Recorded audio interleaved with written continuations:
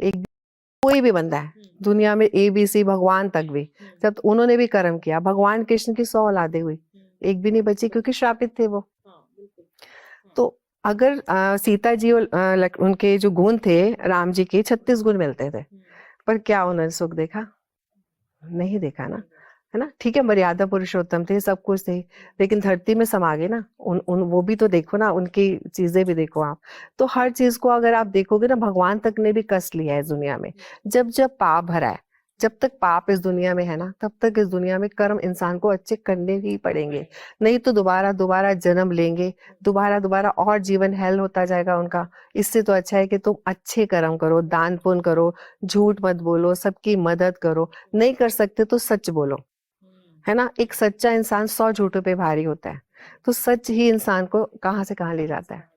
अच्छा मैम, एक और चीज कि जैसे कि हम बात कर रहे हैं, भगवान एक सुप्रीम पावर है जो इस दुनिया को चला रही है, तो ज्योतिष विद्या भी ये मानती है कि अगर हम सिर्फ ईश्वर को ही फॉलो कर रहे हैं, ईश्वर को ही मान रहे हैं, अगर हमारा पूरा दृढ़ विश्वास ईश्वर पे भी है, ईश्वर पर ही है, तो हमें किसी और उपाय की, किसी और टोटके की, किसी और ऐसे जो भी किसी भी, चाहे वास्तु है चाहे ज्योतिष की विद्या के अकॉर्डिंग जो भी उपाय हमें, उनको करने की जरूरत नहीं है। जो ईश्वर पे विश्वास रखते हैं उसको कहीं जाने की जरूरत ही नहीं है।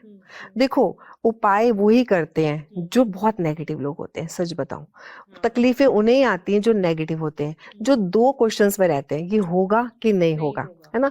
जो नहीं आ जाता है ना, यूनिवर्स के पास नो वर्ड नहीं है, उनकी डिक्शनरी में नो नहीं है, तो हमेशा बोलना चाहिए मेरा काम होगा। कभी नहीं बोलो ऐसा ना हो, तो ना हो, ना हटा दो तो ऐसा हो। भगवान करे मेरे बेटे को कैंसर ना हो, तो ना हटा दो तो हो गया ना, हो। यूनिवर्स ने ना नहीं सुना।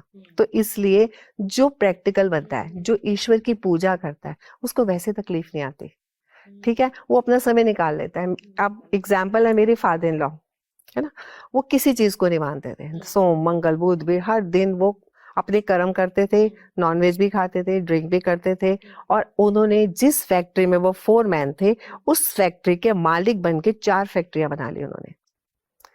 तो क्या हुआ? कर्म। उन्होंने अपने कर्म नहीं छोड़े, सबकी मदद करना, गरीबों के साथ दान पुण्य करना, उनकी फैमिलीज को देखना।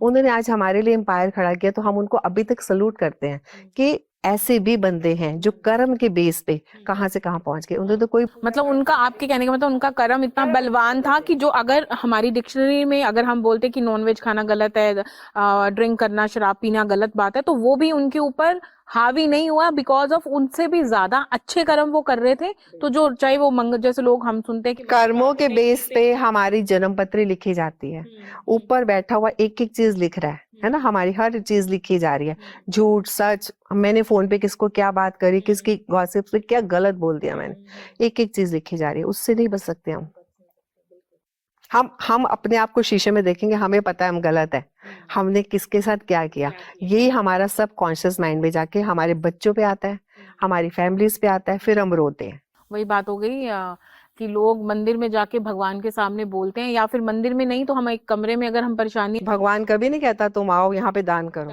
अपने कर्मों को अच्छा करने के लिए, अपने ग्रहों को शांत करने के लिए करते, क्योंकि हम इतने पाप करे होते हैं, है ना, उसको माफी मांगने के लिए जाते हैं कर्म करने, दान करने, पूजा पाठ करने। तो भगवान को तो ये पता है मतलब के लिए हम स्वार्थी हैं, है ना, तो ये तो पता ही है ईश्वर को, तो भगवान की मर्जी है वो रिजल्ट दे या नहीं।